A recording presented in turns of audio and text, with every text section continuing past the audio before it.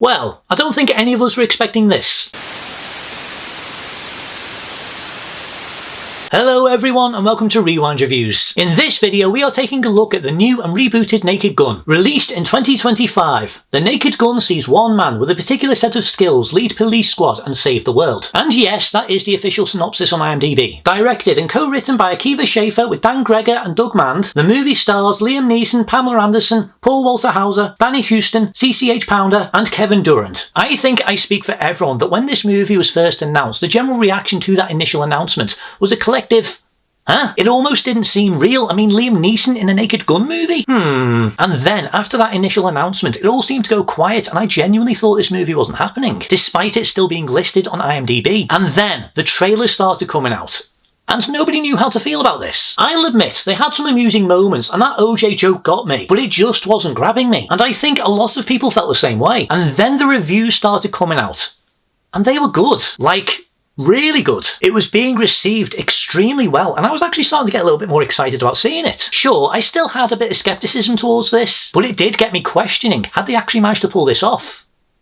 Metaphorically. So I went to go and see this on opening day, and let me tell you, expectations were well and truly subverted. This was great and was so much better than I thought it would be. I had a great time and I was actually glad that they hadn't shown too many of the funniest bits. It retains the spirit and the humour of the original Naked Gun trilogy with Leslie Nielsen, whilst also finding new directions to take. Now personally, I wouldn't say that it's anywhere near as good as the first movie, but I do think that it is on par with the sequels. And I really like the sequels. I do still need to see Police Squad though. This Naked Gun feels like a throwback to that older style of parody movie that just throws so many gags at you left and right, verbal and visual, that it's honestly hard to keep up sometimes. Especially whenever the characters are in the police station, there's always something going on in the background. The only real difference is the visual style, the overall look of the film that much more closely resembles modern cop shows and movies. It has a bit more of a sleekness to it and it's a bit more polished. Like this actually feels like it has a proper budget. It feels like an actual movie rather than just a parody, and that really works in this movie's favour. It's played straight and that's what makes the jokes land better. The actual story for this movie does play out like something that you would see in a cop action movie, with a huge dose of noir detective movies as well, and there's lots of echoes of different influences. Case in point, a big element of this movie is taken directly from Kingsman, and there's even one sequence in this that is a direct parody of one scene in Mission Impossible Fallout. How that scene escalates was perfect. It leans into those kinds of cliches that you'd normally see in that kind of story. It knows what the audience expects, and it constantly finds funny and daft ways to subvert them that catches you off guard. The joke rate of this movie is incredibly high for a modern day comedy movie. The Naked Gun is absolutely bursting with funny gags from start to finish, including the credits. Yes, please make sure that you do sit through the credits because yes, there is something at the end, but all I'll say is make sure you read the credits as well. I haven't seen a comedy do this in a very long time. I've seen this movie twice now in cinemas, and both times as soon as the credits started rolling there were people getting up and leaving, and I just sat there watching them going, where are you going? I can't lie, I was a little bit disappointed with my audience both times I've seen this. Yes, I've seen this twice. I said in my review for Weapons that us over here in the UK were not the most reactive when it comes to movies, mainly in a cinema setting. Now, there was a load of scenes in this movie that got a laugh out of me. In fact, there was very rarely a time that it didn't. But my audience was surprisingly quiet. I heard the odd giggle from a few people at a few times, but there was nothing big. Weapons got a huge laugh from people, which really surprised me. But there was nothing like that for this, which was really disappointing, especially since this is funny. My biggest fear for this movie was that they weren't going to be able to get the humour right, and they were going to either shy away from things that were a little bit too touchy or go too overboard on vulgar stuff, like adult and gross out comedy. And I'll be honest, I got a little bit worried when I saw that this movie was getting rated a 15, even though the original trilogy are all rated 15s as well. You never know what it is you're going to get with a 15 certificate. Sometimes it's really tame, other times they go really overboard with things, and that's why I was worried about this one. Honestly and thankfully,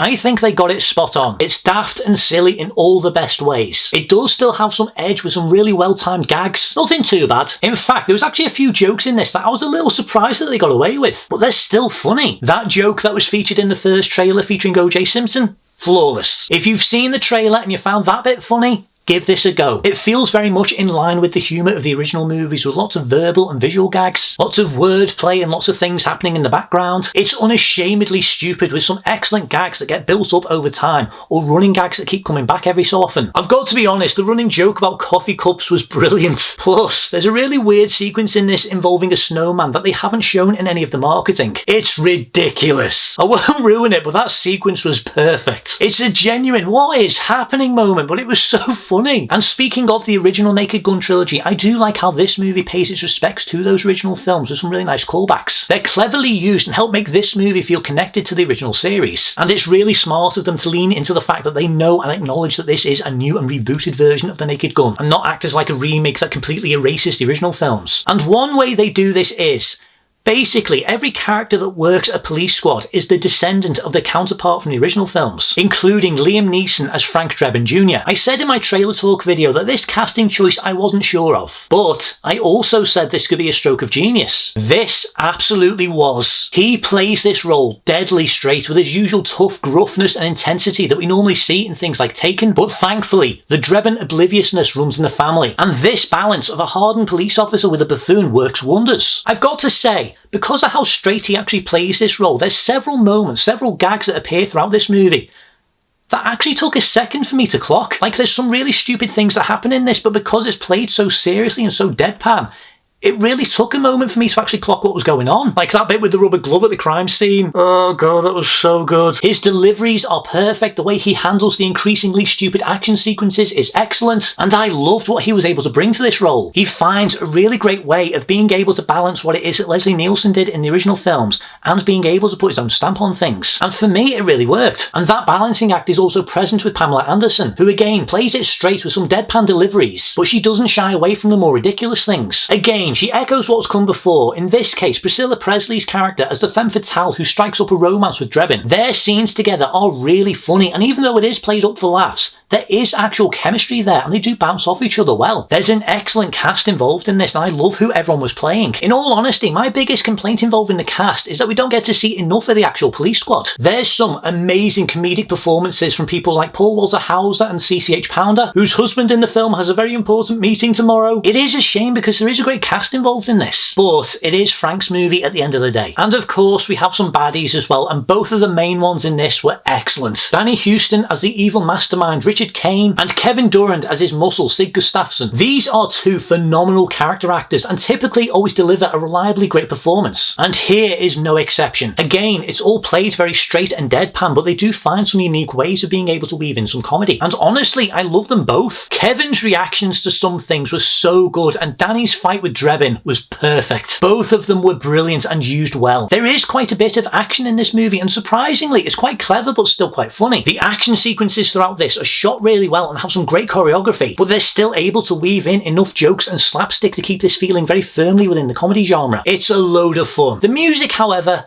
I'm a little conflicted. Lorne Balfe was the composer for this movie, and he's done some great soundtracks over the years, especially his ones for the Mission Impossible franchise, which ironically this soundtrack does sound like at times, which is not a complaint at all. I do think this is a really good soundtrack overall, and again it's played serious. It sounds like something you would hear in a serious action movie. In fact, there was actually a few moments in this soundtrack that sounded very similar to Lorne Balfe's soundtrack for the Lego Batman movie. Yes, the Lego Batman movie is absolutely a comedy, but the soundtrack for this is kept within the same vein. Plus, this movie does feature a few snippets of that noir-style soundtrack from the original films, the bit that always plays over Drebin's monologues. And as nice as it was hearing that, I do think that they could have incorporated more themes from those original films. We do get the Naked Gun theme, but it's only played in the end credits. We don't get that classic police siren intro. But to be fair, the opening title sequence in this movie is actually quite funny and subversive, so I'm not too annoyed with the change because it did get a good reaction from people. So that is something that I would have changed for this movie, but as it is, I do think that this is a good soundtrack. Even the song choices, which I'll admit the songs aren't really my thing, but I do think that what they've picked for this movie are used well, especially Nothing's Gonna Stop Us Now by Starship. Weirdly, this is the second time that song's been featured in a big movie this year. Thunderbolts was the other one. I think it works better in this movie within context, but that's just me. But as a whole, it does have a decent soundtrack. Overall, I thought this film was really good and easily one of the best comedies of the year. It's a load of fun with a decent sense of humour that's actually funny. It pays its respects to the original series in some clever ways. It has a great cast, cinematography, editing and music, classic. It's gloriously stupid and daft in all the right ways, and it knows how to be an actual spoof movie. There isn't really a whole lot to say about this one. It knows what it is and succeeds, and at 1 hour 25 minutes long, it's an absolute breeze. I don't see this movie being held up as a classic like the original is, and not every joke will land with everyone, but this is a worthy follow-up, and for fans, I think this is worth checking out. I had a great time with it, and I would happily watch it again. So with all that being said,